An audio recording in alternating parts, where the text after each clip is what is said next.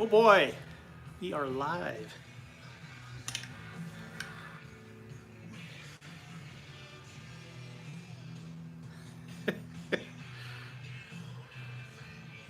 I'm on a selfie stick here, so see how well this crap works, huh? Cheers. There we go. Totally not AdSense safe. So if you hear music in the background, that means I'm not getting paid for this video. Cheers.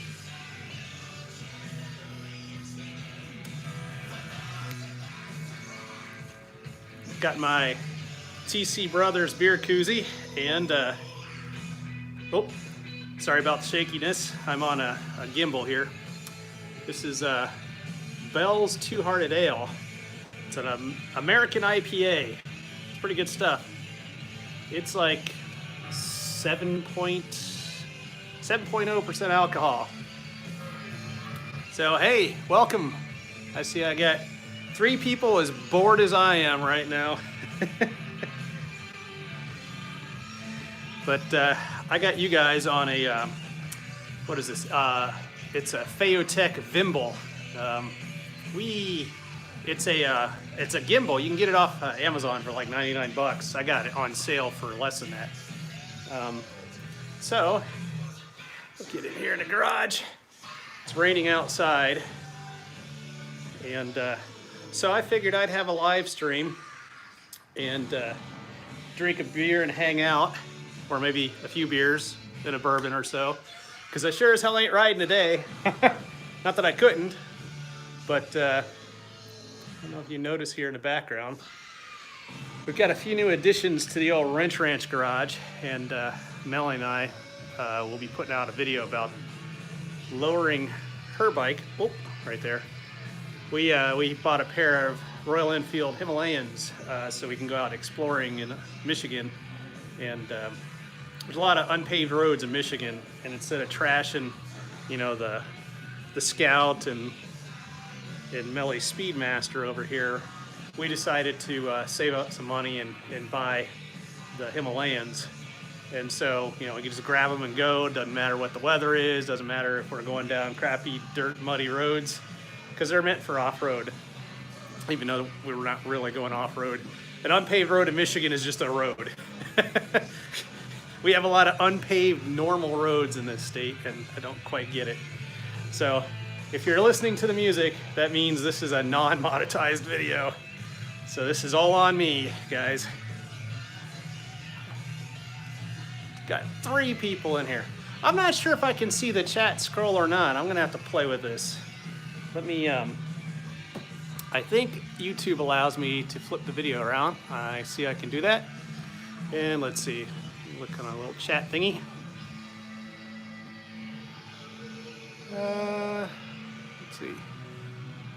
I don't see all chat. There we go. Now I can see the chat. If you guys were typing anything in the chat, I didn't see it because this is the first time I've done a live stream with my phone, and so I still got to figure out how to set all that up. So everyone say hi, because I can't really see everyone who comes in here. Ooh, chili peppers, nice. This is cool. I like this because I don't have to edit this one. Editing videos sucks, man. It takes a lot of time.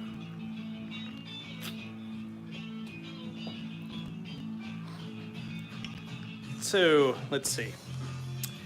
Since I brought everybody out here, let me flip the video around. Boom. This way. You can see my wall of Barney bits. So some parts I may not use. Got Barney's old fuel tank.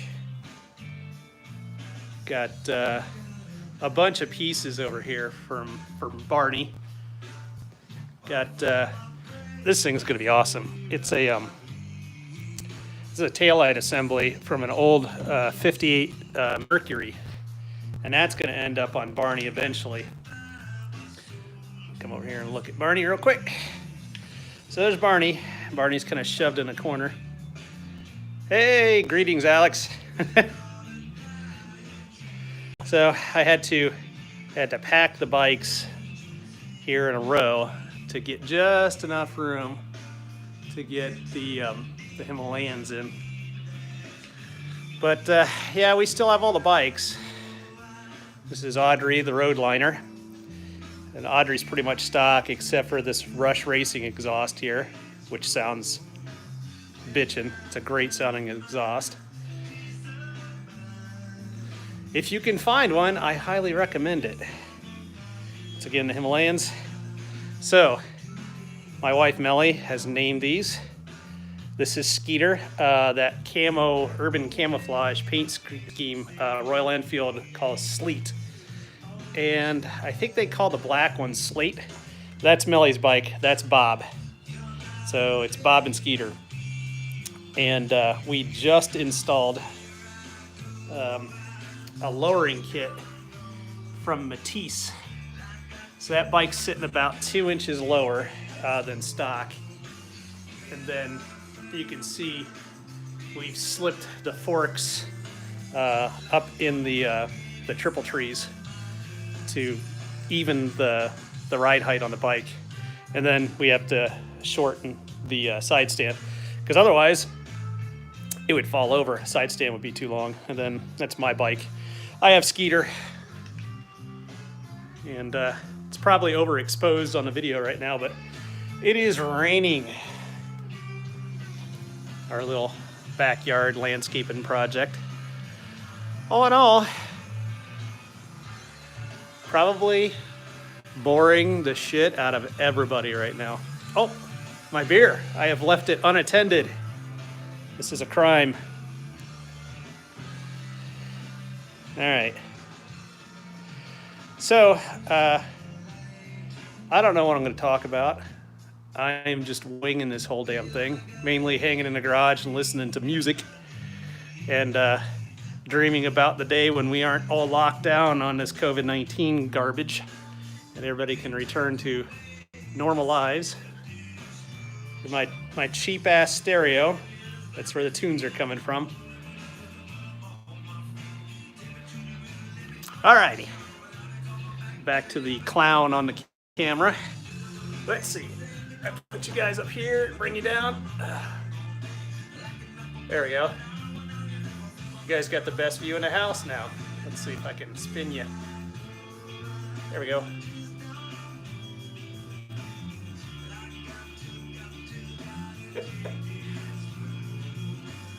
This ain't half bad. Still only 3 people.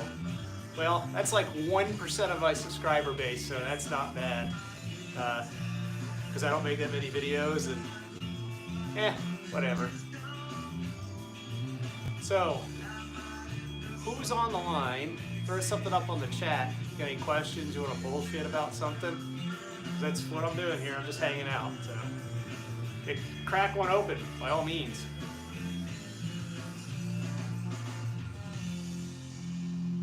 Cheers, mate. Yes, cheers. This is 1067 here locally in Detroit, Michigan, in case you're wondering. And I think you might be able to stream that on iHeartRadio. I'm not sure, but I think you could stream that radio station. Oh, now we got Metallica going.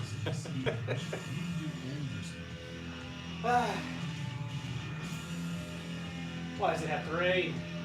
You know, it sucks with everything being locked down because of COVID-19. I mean, other than all of the whole problems, you know, with the people getting coronavirus and getting sick and all that, is that it's bad on small business because in Michigan, with it being springtime, a lot of people want to go travel up north. They want to go to cottages and cabins and, you know, right out to small restaurants and stuff, and all of that is closed.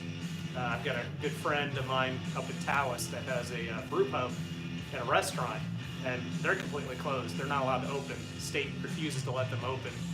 I don't even think that they could serve out the window for takeout specifically because of the type of business they are, but I don't know because I don't run a restaurant. And I also have friends that live in other countries that have problems with their business too. So hopefully all this crap starts normalizing out soon, because I got a lot of bikes and I want to go out and ride them. At any rate, you can at least crack a beer open and enjoy the music. I am sure I'm going to get a copyright complaint from YouTube on this one. I'm almost 100% positive of that, and I don't fucking care. YouTube can suck it. They really annoy the crap out of me lately, man. I kid you not.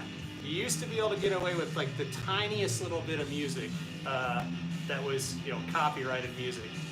And now their little search algorithm, their software Nazi will figure that crap out almost immediately, and then not only demonetize you, but possibly give you a copyright strike. Really?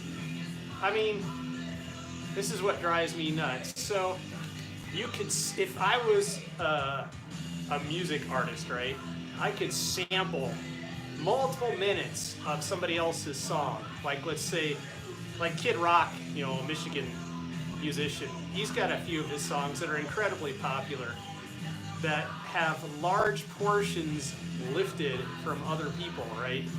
So, you know, more than just bass line and guitar lines. But because he adds to it and turns that into a new song, that's okay under fair use and copyright law. But even though I'm creating new content by making a new video, just like anybody else does, if I use any music, even in part, they'll demonetize the video. And then YouTube will turn around and they'll still let you keep it up, and they'll make money off of it, and then they'll link whatever song they detect back to the copyright holder so that that person is getting free advertising off of you. So, whatever. Whatever. I mean, you get the bull with the horns, right? If you want to use somebody else's music, you got to understand what's going on with it. It's annoying because it's like a landmine that you got to be careful of tripping over every time you do something online when you make content. So, like, even the beginning of Melly's video, if you notice the last Moto Melly video, the little intro that we came up with was the beginning of like one of the TV shows we grew up with, like, you know, the A-Team, right? Well, I had to redo that on the last video because even less than 5 seconds was detected by YouTube, and they flagged it. So I had to take it down, and I had to edit all the beginning and the outro music so that it was then compliant. Whatever. It just makes making videos a lot more difficult. So, you know, it's hard enough to get out in the garage and do this stuff, because not only do you have to do the work on the bikes, right? Or, you know, whether you're trying to show a DIY video, which I really don't do. I mean, I just kind of do work and then take everybody along for the ride. Anything that you do, you got to move the camera, set up a new shot, start the recording again, start and stop. So it like doubles and triples the time it takes to make videos.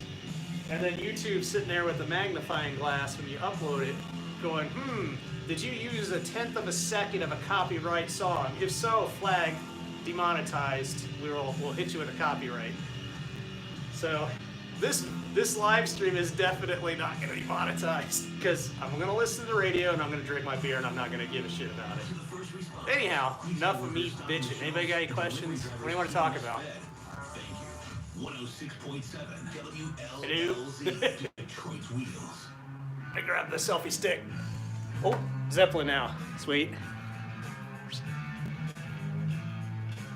There we go. I'll move the perspective so it's not so boring for the 3-hole viewers.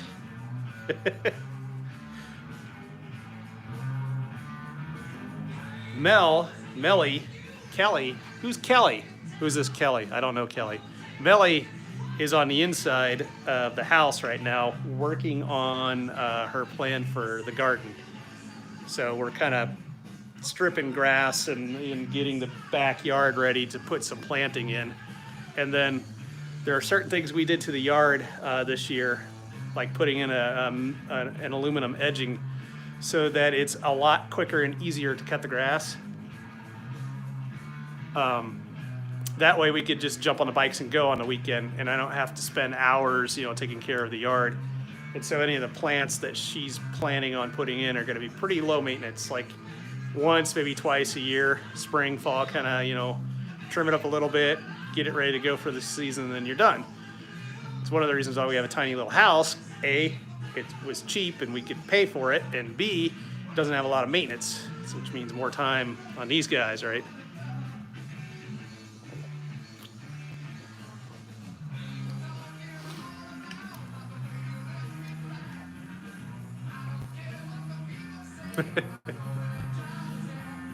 Let's see. I'll flip you guys around again. I do like the fact that the app lets me flip the view around.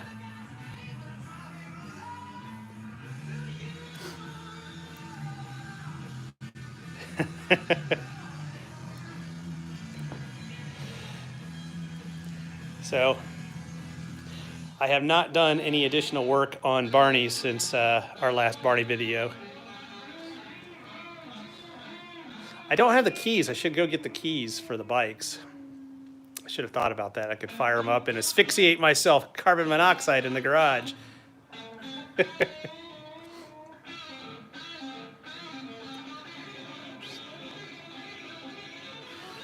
Get the nosebleed section here of the gimbal. This stupid thing does not like to rotate. Me and my high-tech toys, I tell you. There we go. It likes to turn on its own, and it has a mind of its own. I bet you there's a firmware update, but I don't care because that requires way too much work and effort. I just want it to work and use it. Well, hell, I'll give you a tour of the garage and all the filth associated with it. That's what the alcohol's for, because when I'm out of beer, I'm going for bourbon. That'll come up next. All right, so Amazon's cheapest freaking Bluetooth stereo receiver I can find. That's where the tunes are coming from, and boy, is that a cheap piece of crap. As a matter of fact, I'm waiting for the day it explodes because that's how cheap it was. The 300 watts? Yeah, right. That must be really creative. And these little indoor-outdoor speakers.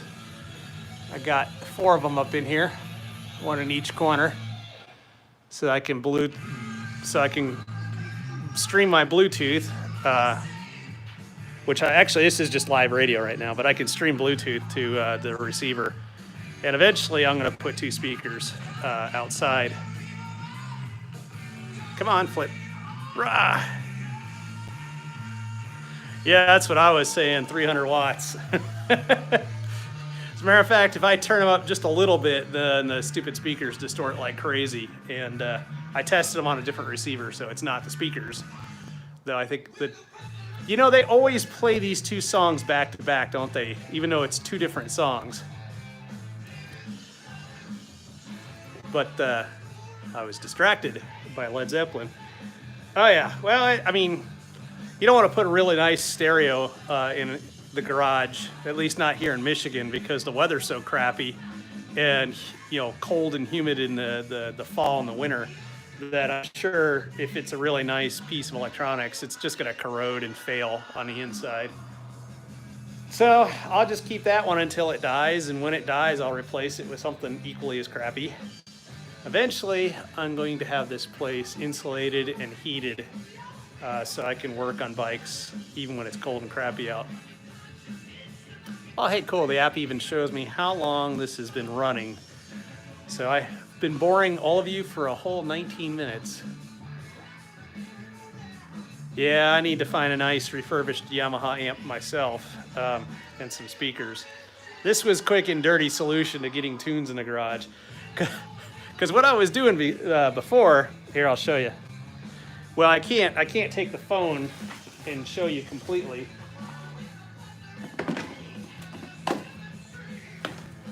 But I had this plastic bucket, and what I would do is I would stick, if you can hear the difference, I'd stick the ass end of my cell phone into this while playing tunes, and it acted like a waveguide and basically richened the bass up and made it louder.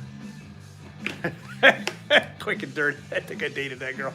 That's hilarious. But anyhow, if you can hear that, it actually does it does really well. So if you don't have a cool stereo, just get a plastic bucket and stick your cell phone in there when you're playing the tunes, and you'll hear a lot more bass response out of it. And because it's kind of like a little waveguide, it's going to also make it a little louder. Not a lot, maybe, I don't know, 10-20% louder, maybe. But you know, it's better than nothing. And that's what I ran with for the longest time. My bucket speaker, patented, trademarked, Rench 2020. Get yours online right now. No, not really. You cannot order a bucket speaker. I'll just put it that way. You have to make your own. That's a DIY project. I should make a 5-hour video with tons of illustrations how to make a bucket speaker, right? Oh, Nirvana.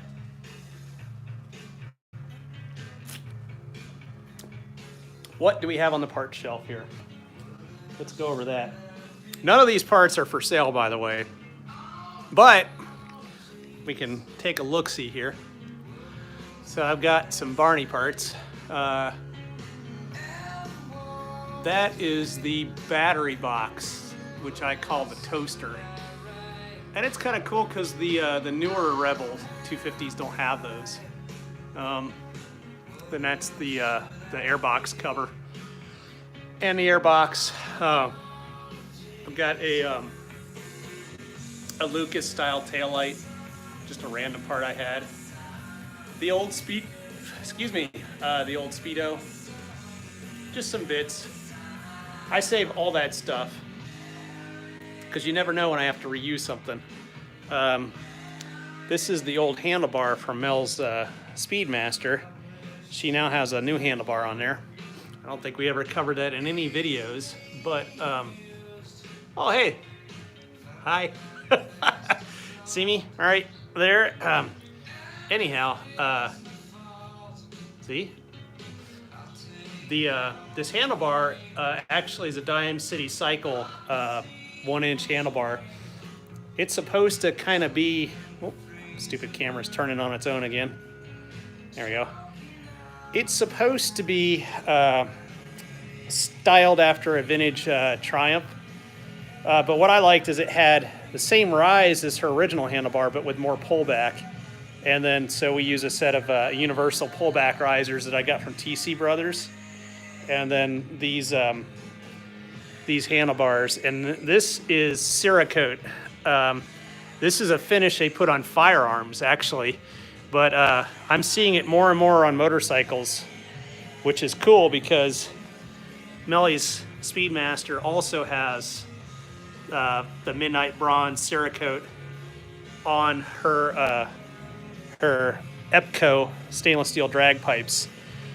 And this stuff is great because even if you scratched it or you gouged it, it kind of soaks into the metal almost like a penetrating fluid.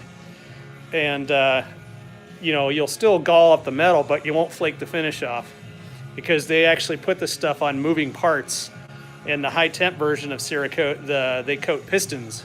So if it can withstand the internal pressures of an engine, obviously it can withstand your motorcycle parts for finishes. I bought this thing because I thought it was cool. I got it on eBay. This is actually a pile of crap. And the reason why is the diameter, the opening is so big that it ain't fitting on any motorcycle. It was supposed to be a copy of a Thruxton headlight fairing. And that's supposed to fit over a factory Triumph headlight, but there ain't no way in hell it is. So there's Barney. I still have not sorted this out yet. I did have a solution for my Speedo cable problem, and I got to get that taken care of. I got to shorten the cable too. I can't wait to get some more work done on Barney, but like I said, I had to get these bikes ready to go for the year. I noticed the more bikes I pick up, the greatly more maintenance I have to do in the springtime. But I don't mind, because I don't have a lot of hobbies. Anyhow, who's drinking what? I see 3 people.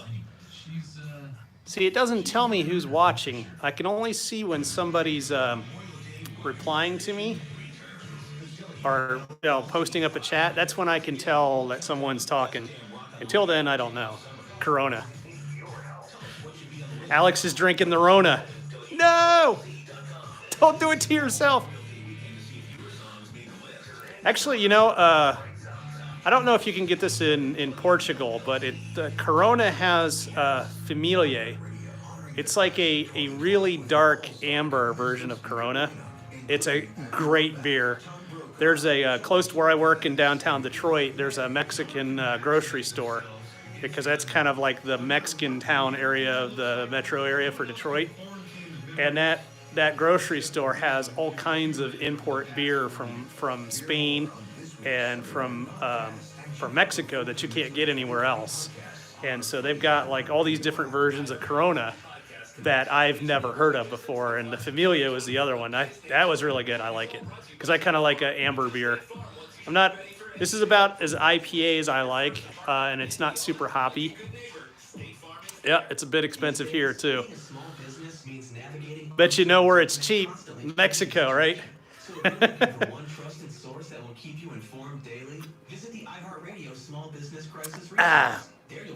What else? Let me think.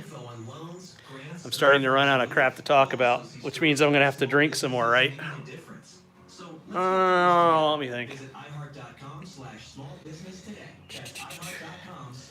So at some point in time, there's a commercial for cat crap and litter boxes. Oh, we have the best radio here in Detroit. It even has an app to let you know when it needs to be emptied. Try Litter Robot and join hundreds of thousands of cat Litter Robot. It's like a $500 cat shitter. Give me a break. Free shipping and a free extended warranty of $50 Yeah, extended warranty on an automatic cat box? That's hilarious. My cat destroyed the box. Could you replace it under warranty, please? Imagine the poor guy that's got to receive that stuff at the factory to do repairs on that. I'm sure they throw them in a dumpster and they just send a new one that's dirt cheap.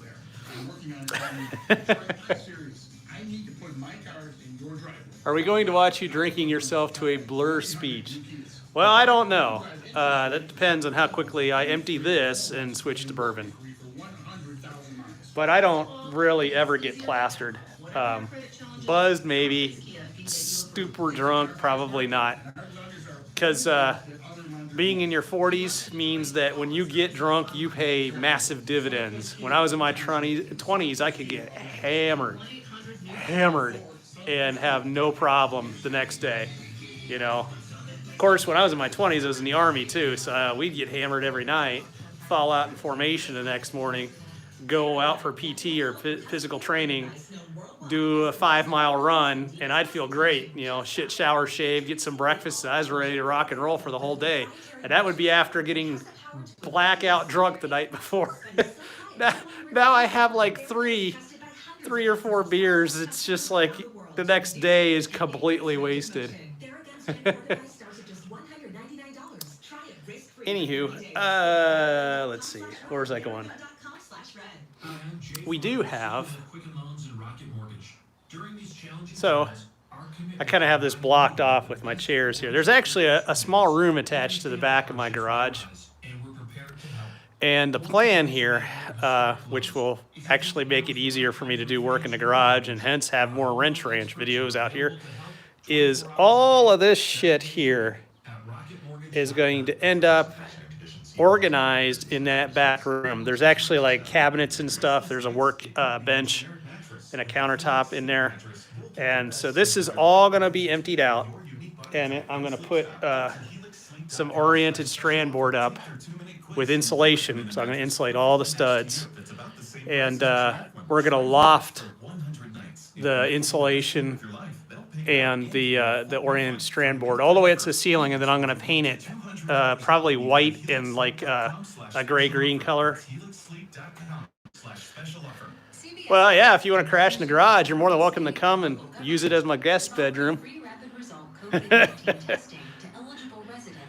But now I gotta insulate the garage door too. And then I think what I'm going to do is, it looks like on this wall here, somebody had tried to put an opening there. At one point, maybe there's a window. You can tell that there's like a plywood there.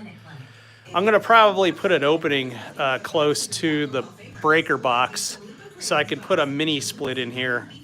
And then I can have air conditioning and heat in the garage. But anyhow, the idea is, like, let me step back. It is a one-car garage. It may seem bigger than what it is, just because of the angle of the lens on this camera. But it's basically a one-car garage with enough space beside it to to get by. But if this didn't have all the shelving and crap packed along the walls, and it was just a nice clean floor and everything was walled in, I'd have room to park the bikes. I've seen your garage, pal. I think it's bigger than mine. My friend Alex.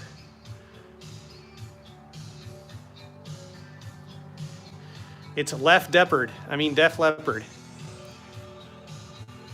Anyhow, one thing I do need to do, I need to replace these with LEDs, I think, because these fluorescent lights here, they consume a lot of power, and while it's fairly bright in here,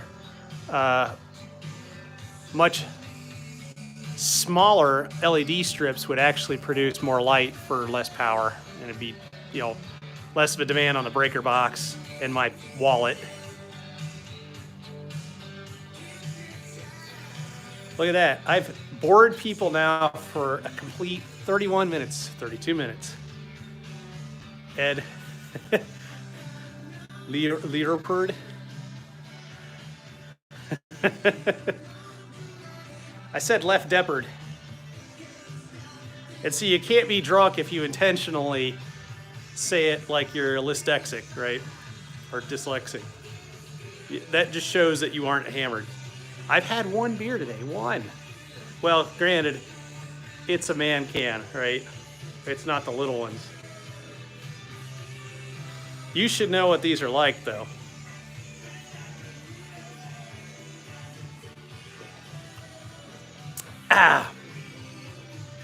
This has got to be the most boring garage party in the history of garage parties. Anyhow, mainly I was doing this to test the setup, just to see how well it works, because then I can do like video updates and stuff like that about the bikes, and I don't have to edit anything, which means I could do them quickly. But the other reason I wanted to test the gimbal and the camera and my phone is because when Melly and I start to go out and travel on the Himalayas, I want to be able to do little like live blogs as we're going out and exploring. There's a lot of cool stuff in Michigan. We don't have to travel internationally to see really cool stuff. I mean, we love watching Itchy Boots. Itchy Boots is out there. She's traveling the entire world, kind of Melly's inspiration for the Himalayas.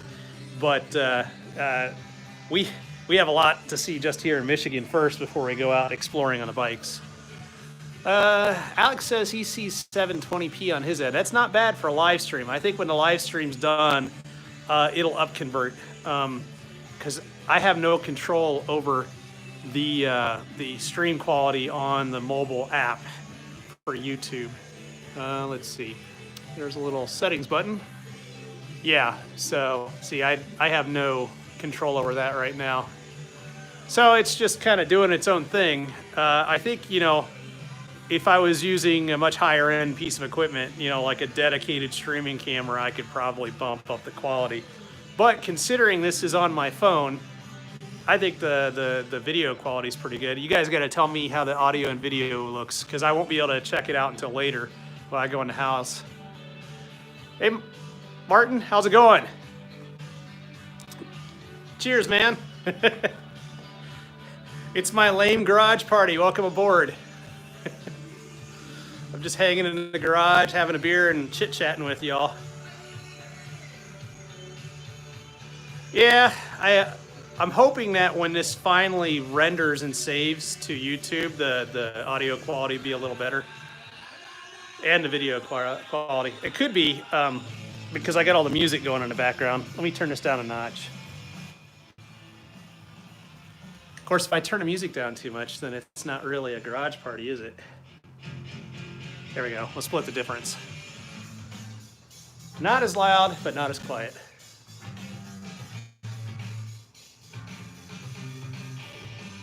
Cool, good to hear. Yeah, last, was it? No, 2 weeks ago, Melly and I, of course, you just got into the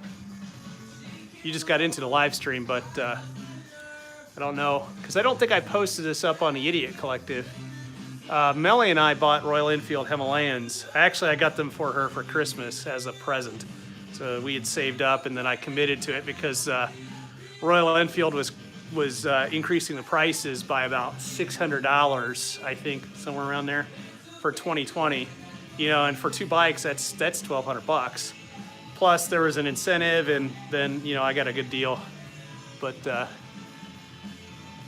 you guys have been having amazing weather. Yeah, well, let me tell you what we've been having here. It is currently raining outside, and we've had freeze warnings. Let's see. See? It was pouring down rain a little bit. It's going to be thunderstorms here in a little while. Last week, we had freeze warnings. So we actually had to bring our plants in that weren't planted in the ground. And I had rows of plants on the floor in my garage beside the bikes so they wouldn't freeze and die. Yeah, they well, we got the Royal Enfields from Spartan Cycle in Clinton Township, Michigan, and I had a work bonus because all last year I basically took no vacation, worked my ass off, and I work in telecommunications and I'm on salary. I don't get hourly, so we don't get overtime, but if we hit like corporate objectives with our company, they give us a bonus. So I took it, I used that to buy the bikes basically. So, we don't have a loan on them or anything. We own the bikes. Actually, we own all the bikes outright. But we wanted a pair of bikes because no rain in several weeks. Third day temperature 80, 40 day. Been nuts. Yeah, same here. I mean, we've gotten rain. A couple of nights last week, we even got snow that accumulated. It's been nuts. Anyhow, what I was saying about the bikes is that we decided to go ahead and buy them because I had all kinds of crazy ideas. Do we invest the money? Do we do this? Do we do that? And we decided that because in Michigan, there's tons of places to go see. But in Michigan, there are a lot of unpaved roads when you get, so far north in the state. And in that area, it's not always on a map to let you know if it's paved or unpaved. So you take your nice bike like my Scout or the Roadliner and, Melly's Speedmaster. You don't want to run down an unpaved dirt road like in the rain and get them filthy and stuff. I mean, you could. I guess I'm not a real biker unless I take it down a dirt road and eat bugs and live in the rain and the shit weather, right? But I don't want to trash my cool bikes. So to go out exploring in all kinds of cool places in Michigan, we decided to get the Himalayans. And they're pretty cool. I got a video I'm going to be putting together this week. I just finished recording little bits for it. So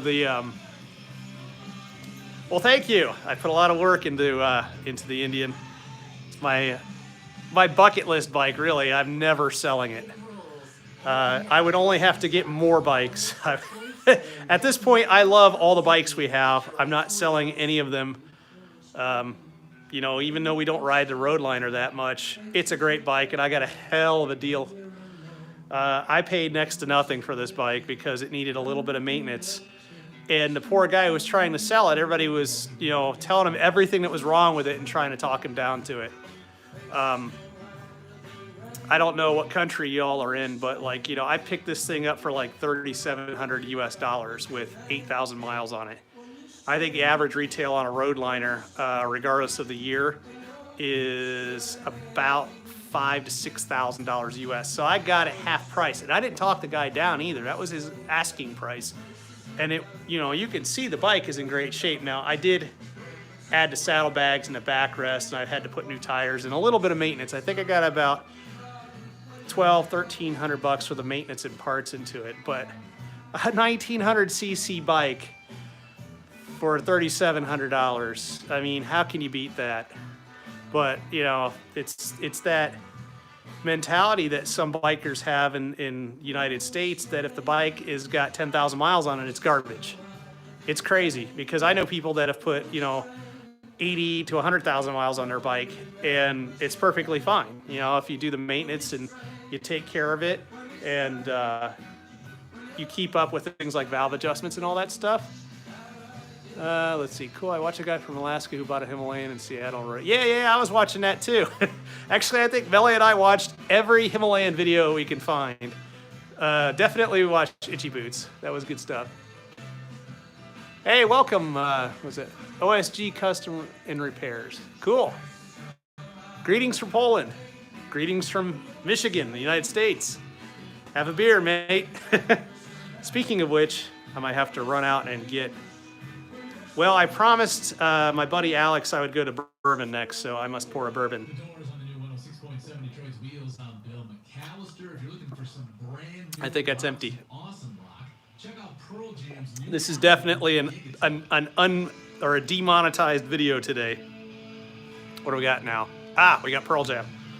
All right, so you guys will have to entertain yourselves here for a minute.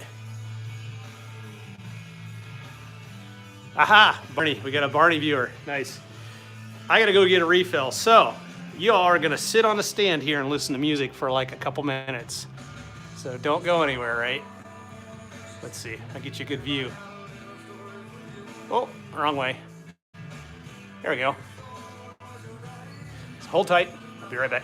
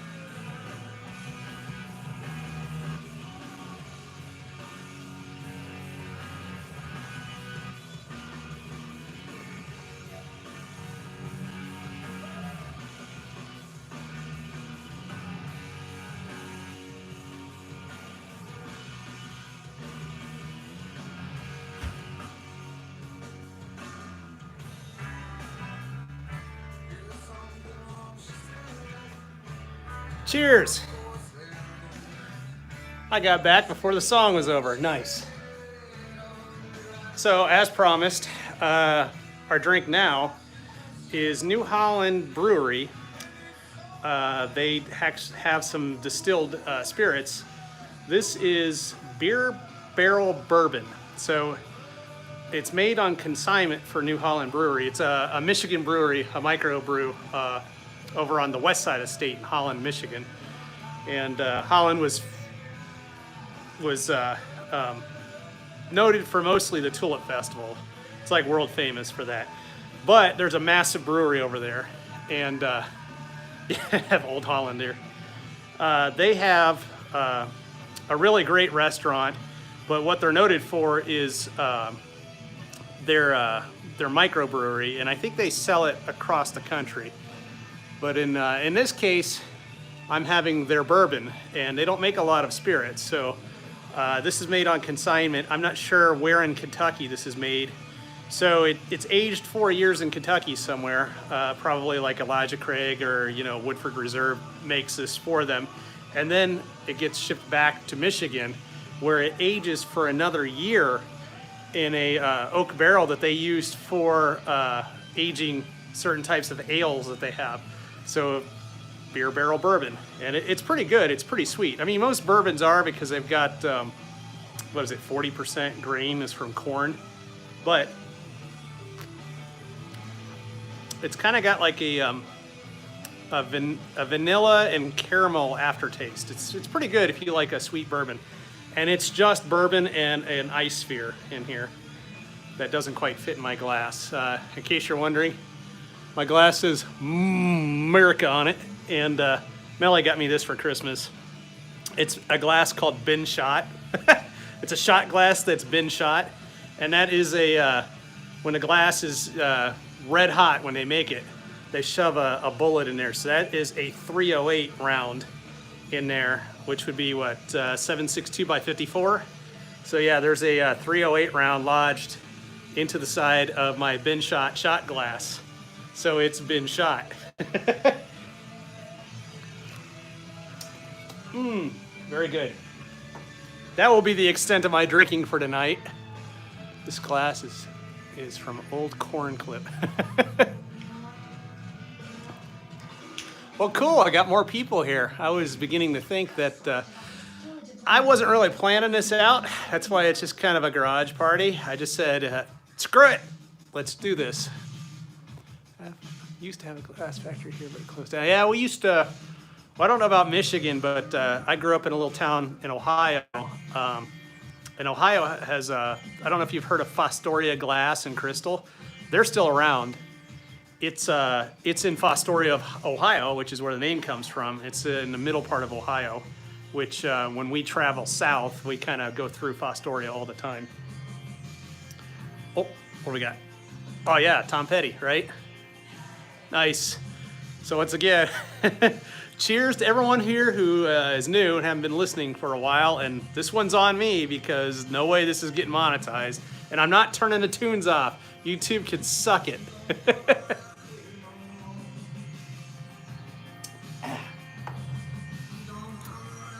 This is really cool. I like having you guys chat with me here on the mobile phone.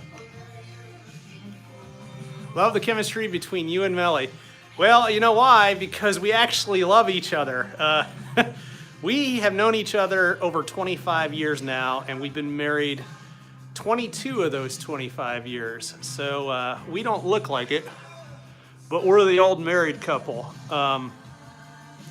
Not saying how old we are. I'm in my late 40s. As a matter of fact, I'm 50 is just around the corner. I don't look like it, which is kind of cool. I got Dick Clark syndrome, right? So hopefully I look like this. My dad, who passed away about 11 years ago or so, he had jet black hair up until the day he died. Married 29. Congratulations. Always like to hear when people have been married a good long time.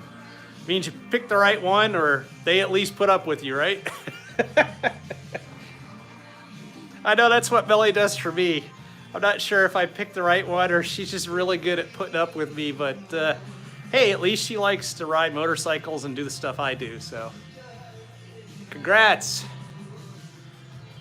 Good to hear. 25 for Alex. Alex and the lovely Lola. She definitely puts up with me. Yeah, Belly puts up with me a lot. A lot of stuff I can't quite mention, but you know, we're dudes, you know. Dudes have, well, we fart a lot, right? So she puts up with more than I think she needs to, but she's a great person. I love her to death. So that's why we get along great and our videos are good. But like, you know, she doesn't always come out into the garage because like sometimes she has other stuff she wants to do. And I can't always have her doing guy stuff because that'll drive her nuts, you know? So we kind of have this split, but a lot of times she'll come out and hang out in the garage, and that's when we have the best time. Barney's been the best for us hanging in the garage and doing work together because she by trade is a mechanical engineer. So we're both nerds. I'm an electronics engineer by trade, and I work in telecommunications.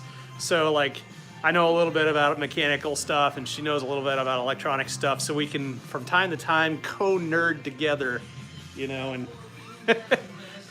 it's fun. I mean, what else are you gonna do, right? But I have nothing but respect and love for Melly. She's the best. So, plus, who else am I gonna hang out with? Come on. Anyhow, who's drinking what? This is supposed to be a garage party. Let me know. I know Alex is into a Corona right now.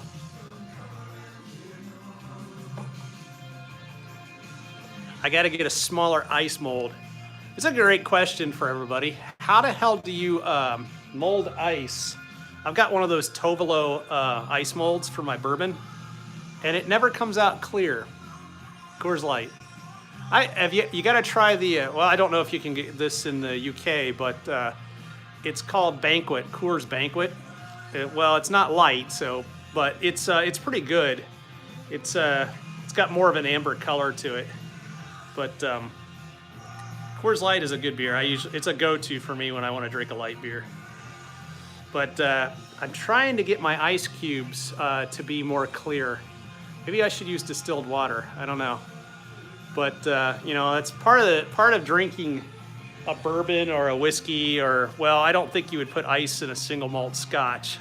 I think that would be sacrilege, and I think I would be shot on sight in the UK if I did it. 106.7 WLLZ. Favorite lager. Coors is good. Oh, is this Kravitz? I think so. Yeah, I think maybe the music doesn't come through as well in the background because it's compressed audio, and through the vocoding process, it may be favoring human speech versus music to try and keep the bits per second or the bit rate down so that it can stream better. I don't know if by the time this makes it to YouTube server, like when I'm done with the live stream, and they compress it into a video that you can look at later, if the audio quality or the video quality gets bumped up.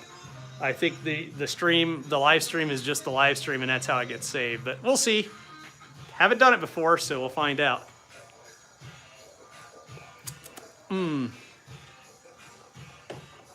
So that beer barrel bourbon from Holland, New Holland distillery, it's only 40% alcohol, so I don't think, or 40 proof, sorry. I don't think that's technically, yeah, you know what? They won't mute the music, Martin, and the reason why is because I am not monetizing the stream. So it may get blocked in some countries. I know Germany's pretty bad about the way YouTube handles copyrights, but usually what happens is if you put copyrighted music in a video or a live stream, YouTube will go ahead and let you keep it up, but you can't monetize it. And then you'll notice in the bottom of a video where it flags a copyright, it'll show the artist who recorded the song and what the song is. And usually you can click on and actually buy the song from like Amazon Prime Music or iTunes or whoever has the copyright. It's not necessarily a strike against your channel. As a matter of fact, most times it's not. It just means that you won't be able to monetize that video at all. So if you don't care, like in this case, I don't care at all. I'm just doing this for fun, and I'm bored out of my mind because the weather's crap. If the weather wasn't crap, we wouldn't be live streaming right now, honestly. I'd probably go out and ride with Melly. No, it's all good, man. It'll get posted, I'm pretty sure. Except for the guys in Germany may not be able to watch it. sorry to everybody from Germany. I don't know what to tell you. You won't get a video out of me today because YouTube blocks most monetized content in Germany. I don't know why. I've got some ride-out videos with the Idiot Collective, and obviously those videos have music in the background that's copyrighted. And in a lot of cases, those videos are still posted. I can't monetize them, which is fine because I don't own the music. I don't really care. Yes, that's the upside to Germany. They got great beer. I wholeheartly agree. As a matter of fact, my favorite time of year is September, late September, because you get the Oktoberfest beer starting importing into the United States. And my all-time favorite beer, hands down, is Paulaner Oktoberfest Marzen. Now, when I was in the Army, around the end of 1990, and I was in for 5 years. So I was in the first Gulf War, and I was only there for a few months. I wasn't getting shot at or anything, but I was in Saudi Arabia with the U.S. Army for a while. And when we were out processing, I was in Germany in September, in October. So I actually got to go to Oktoberfest in Munich back then. And I went to the Paulaner, the tent. And of course, I'm a young guy in the Army. I'm in my freaking early 20s. And holy crap, man. It was the biggest party I've ever seen in my entire life, and still have ever seen in my entire life. And we were in the Paulaner München tent. And, we were GIs there, and people were buying us beer. I don't think I paid for a beer all night. And I had the big ass beer steins of the Paulaner Oktoberfest Marzen. And from then, it's been a yearly pilgrimage to find a place here that has it imported. So, anyhow, I went down a rabbit hole on talking about beer, but cheers. Let's see, looking at the app. Got 6 people on the line right now. So I've moved on from Two Hearted Ale today to Beer Barrel Bourbon. So we're on bourbon. Oh, well, let's see. 82, 86, 17 years old. My time in Missouri. Yeah, I went from, I was on the split option for a while. So back in the day, because I was broke, my family, we grew up pretty poor. And so in order to get money for college, I went into the Army on what they had at the time called split option. So I actually enlisted when I was 17 with my parental consignment for my mom and dad. And between my summer breaks for school, I went to basic training and then followed that up with advanced training. So I was in the Army Reserve first, and then towards my senior year of high school, we got activated, our reserve unit, to active duty. So I graduated 4 months early from high school. So it was weird. I was in the principal's office. They signed off on my diploma, and I said, "Good luck, son. You graduated high school." And I was gone.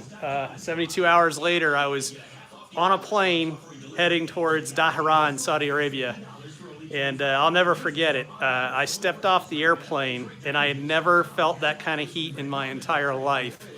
If you want to know what it feels like going from living in the Midwest United States to jumping off an airplane in the middle of the summer in Saudi Arabia, just take a hairdryer and inhale it sometime.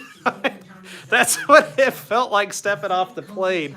It was insane. It was really hot. And then it would be like freezing at night. So you'd go from horrible heat to freezing your ass off. Yeah. Anyhow. Enough of my sob stories, but yeah, I'd served. That all circles back to being in the military, and I was talking to Martin there about beer in Germany, and Germans having good beer, so I went down that rabbit hole to talk about that story. So you all get to hear all this crap about my life that you didn't know before. Not that you really want to know, or that anybody cares, but like I said, it's garage party. Cheers. I'm having some bourbon. You guys can join me. I know that at least we have someone drinking Corona and somebody drinking Coors. And if anybody else is drinking, let me know what you're drinking responsibly. Don't be out riding your motorcycle later on. I am not riding my motorcycle because it's raining and it's crappy outside. And also it's Sunday and I got nowhere else to go. Millwright. Yeah, I have all the respect in the world for millwrights, man. I would like to be able to do some of those skills. Being able to machine stuff is nice because I'm constantly running into situations like, you know, with Barney here in the corner. You know, there are pieces that I have to figure out how to make, and sometimes I end up having to go to a local shop and having them help me.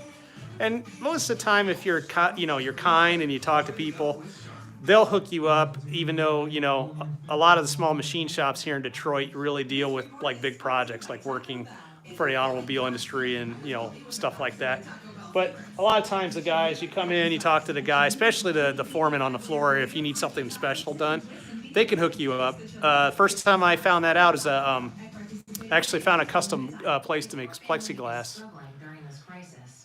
Yep, Dell picked up machining really well. But he always kind of worked in that kind of industry there. I know he used to work in that trade when he was younger. But yeah, I'd be afraid of sending things flying across my workshop. There's a lot of kinetic energy in a lathe, man. When you got stuff spinning at high RPM and you're sitting there putting a piece of metal in that spinning around that you're going to machine down, you got to know what you're doing. I don't have enough confidence in that. I do have a welder here, and I used to weld when I was a kid. I mean, nothing complex. I wasn't stacking dimes or anything like that. But, you know, basic stuff. So I've got a welder. It's good enough to do like the little brackets and braces I need to make fender parts for Barney, and any kind of things like that. Yeah, I've got tons of projects too, Martin. Same deal. You know, that's one of the cool things, I guess. You know, it's a trade-off. Either you come from the world where you're really good at being a machinist, or you come from the world where you're kind of good at electronics. 3D printing for cosmetic parts. Actually, it's funny you should say that, Alex. That is on a list of stuff that I want to learn how to do. And I'm not sure when I'll get around to it. Probably I need to do the garage first. You know, I got to get the garage in good shape. But I bought this little gas grill, and anytime we cook out, I mean, trust me, this is related. I'm not getting off topic here. I've got this little gas grill, and we like to use that for steaks and stuff. So I've got one of these big kettle grills, right? That's like a charcoal kettle grill, a Weber grill, you know. And I've seen plans where you can make a backyard forge out of this. You know, you kind of a way to line it with high temperature concrete, and you can feed an air tube into it, and you can actually use it to forge or melt, you know, like aluminum and some other metals that have a low melting point. So my idea, back to the 3D printing, is at some point in the future, I want to get a 3D printer, because you can get wax filament for 3D printers now. And my idea is I want to take a 3D printer with wax filament and, you know, design something like, let's say, a turn signal housing or a taillight housing for a motorcycle. Print it in wax and then use lost wax forging. So melt scrap aluminum, make an ingot that purified aluminum, you know, take the dross off and all the impurities out. And then, because you can make your own casting sand. I think it's bentonite clay and, like, you know, fine silica sand. And you can basically wax cast parts on your own at home if you kind of like combine all these ideas. There's a couple of YouTube channels I've been looking at. There's a guy called Myford Boy. He has a Myford lathe, I think, and he does a lot of backyard forging himself.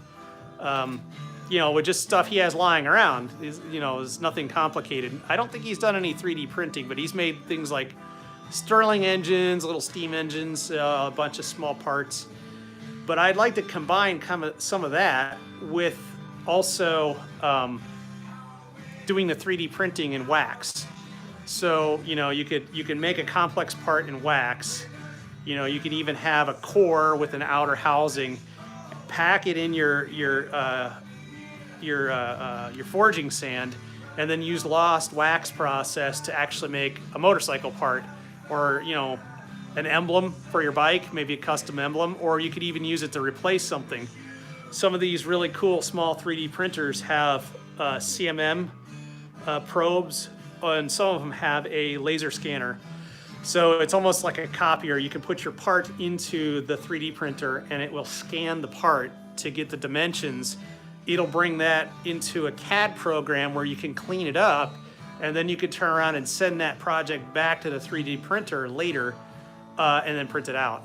But instead of printing it in plastic, I think there are some strong carbon fiber reinforced plastics you can get. But the cool thing would be printing in wax, because then if you set up your own little backyard forge, you can cast metal parts. Electric bike, I'm thinking about that. Honestly, I was kicking around the idea of what I would do for the next project, because apparently 6 bikes in the garage is not enough motorcycles in the garage, right? I would like some cool cafe racer. Barney's gonna stay Barney with the internal combustion engine. But I think I'd like to find a fairly common chassis. I'm not sure if I want to do a cafe racer or bobber, or depends on what I pick it up, because it's got to be cheap. But it's got to be something. It's got to be something I can get good suspension. I want to be able to get good suspension so that it can handle the weight, and I can also change things like the spring rate and the valving and the forks and the shock on the back. I can't just use some cheap crappy bike and turn it into an electric bike, because I'll be adding a lot of weight and batteries. But it's interesting, I didn't really think about this as much in the past until recently. You can go on Amazon right now and look for graphene batteries, and you can find not only like a USB battery tank, but you can find a graphene battery pack.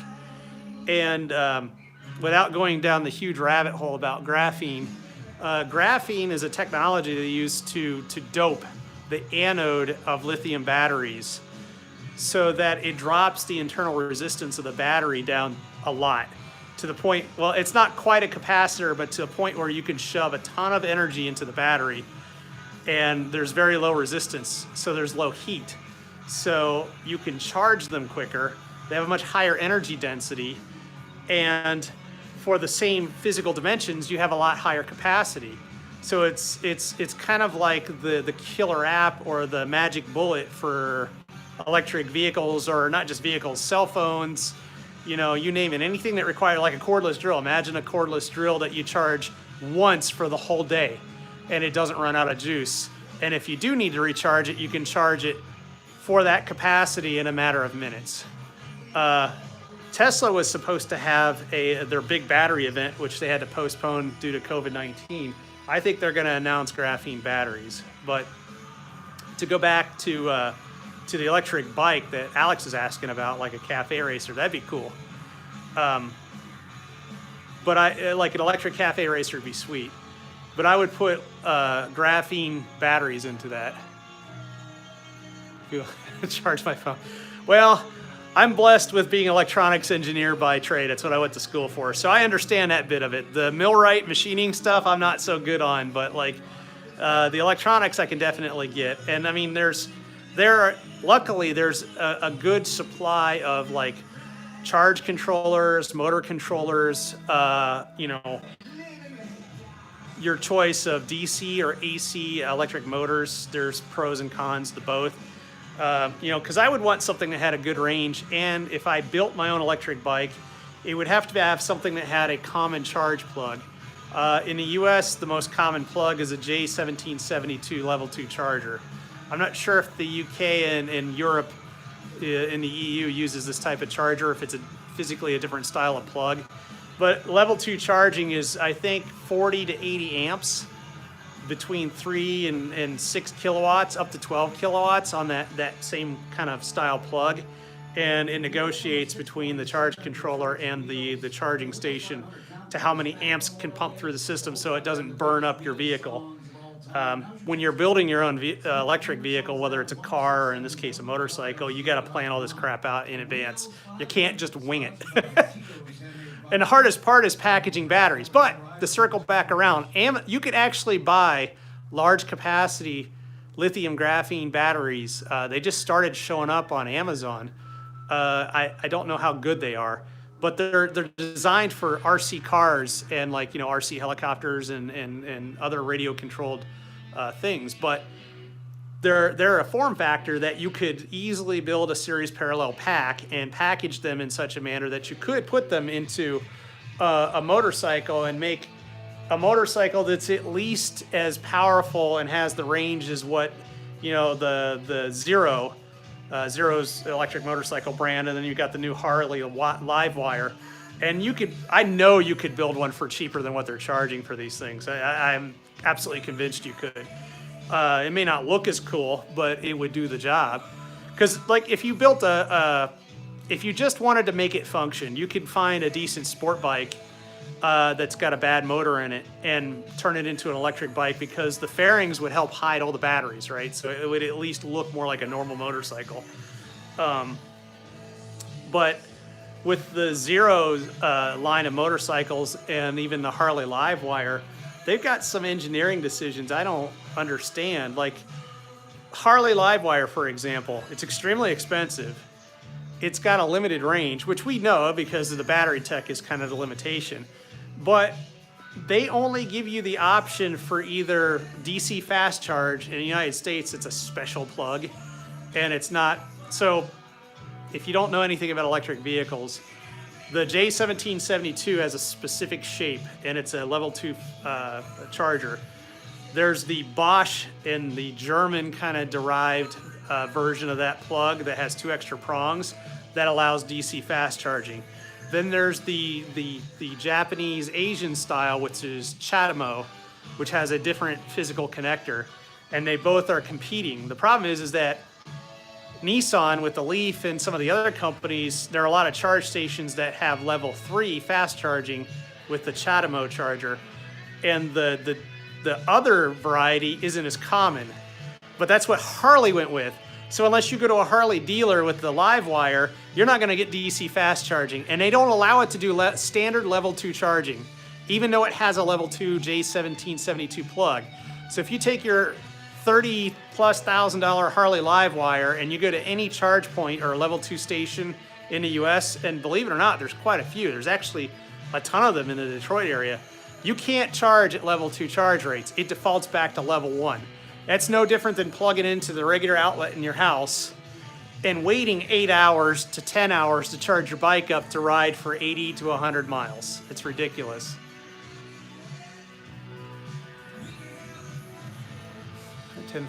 Actually, most houses have 220 that comes in 3 phases, Martin. And inside the panel, the phases are split, and the breakers jumper between the 2 banks to give you the 110. And you can get 220 out of it. It requires a special breaker that combines those phases back together. Because I actually have a level 2 charger on my house. Back when I was running my guitar business, I used a leased Nissan Leaf to do pickup and delivery, because to go 100 miles in the Nissan Leaf, it was pennies. Well, not even pennies, fractions of a pennies per mile. To do like 100 miles of range, it would cost me 75 cents US on my utility bill to charge it for one time. You're not going to fill a car up and go 100 miles for 75 cents. So it allowed me, when I was running my little guitar repair business, to do pickup and deliveries and offer it to my customers for free.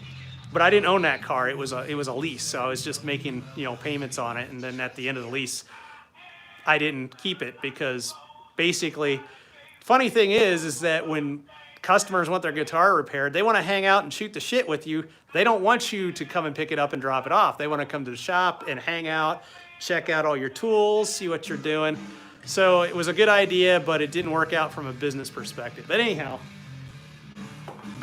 I digress. Listen to me being smarty pants. I've got a level 2 charger on the house. So yeah, you can get 220 on there. That's not a problem. As a matter of fact, you have, in the United States, you have 440 volts that runs on the main lines that are on the poles that are stepped down from another transmission point. Then you have a transformer that will step that down again to 220 3-phase and send it to your house.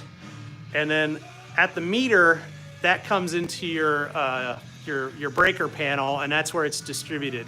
So it's different than it is in the UK and Europe, because even though the UK and Europe kind of have what, 220, 230 volts, the cycles per second is different, I think, and kind of the way everything's done.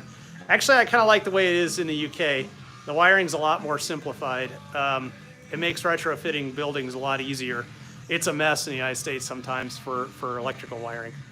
But 240 volts, 50 hertz. Yeah, see, we're 220 or 110 at 60 hertz. So it's a little bit different. Which is one of the reasons why I gotta have a power converter when I visit the UK. But everything runs off a USB now, don't forget that. So as long as your phone and all your stuff can be charged off a USB, you're good. Yeah, what was I talking about? Oh, electric vehicles. So back to Alex's question. Yeah, I would love to build an electric cafe racer or some kind of cool bike. I think a cafe racer would be sweet. It would certainly be something like that I could pick up a decent chassis. Like, I'll have to think about what to use as a basis. I know what kind of motor I want to use. I want to use the brushless motor so I can get regen. And I kind of know what the charge controller and the motor controller should be. But all of this is changing. I mean, like literally within the past year, because the graphene batteries have come to market, all of this changes. Actually, my phone is yelling at me about having to go into low power mode here, so I might have to close this live stream down here soon. So get your questions in quick before my battery dies. Wait a minute, I got a charger over here. Let's see if I can hook this guy up and not screw up everything. I don't have a stand for this thing to put it on. You know what? We're just gonna have to wrap it up because I'm looking at it. It's well over an hour. Probably gonna be working on close to 2 hours here. Any last minute questions from the audience there? Wow, 10 people. Impressive. I didn't think I'd get 3 people. Good to hear from you too, Martin. One last view of the old garage here. So I'll introduce the bikes for the battery dies. This is, let me flip the camera around. There we go. Get the camera down. All right. This is Skeeter. Melly named the new bikes. So that's the 2019 Royal Himalayan. That's Bob. That's Melly's bike. Same thing, 2019 Himalayan. This is Bert, my 2016. My 2016 Indian Scout 60. This is Audrey with a 2006 Roadliner. Everybody knows Barney. Barney's an 87 Honda Rebel 250. And last but not least, Melly's awesome, bitchin', kick-ass 2007 Triumph Speedmaster. So that's the fleet. Oh, you guys get to see my eyeball. Well, yeah, I would like to visit the UK and Europe and all those places again, but who knows what travel is going to be like here in the near future. I have no idea what's going to go on with all the COVID stuff. So what we'll do is we'll save our money. You know, what else can we do? Well, I'm going to give one last cheers to everybody. Everybody stay safe. Try to stay clear of the Rona if you can. I wish everybody a good Sunday evening, and hopefully we'll do this again sometime in the future. Thanks for watching. Appreciate it. Ride safe.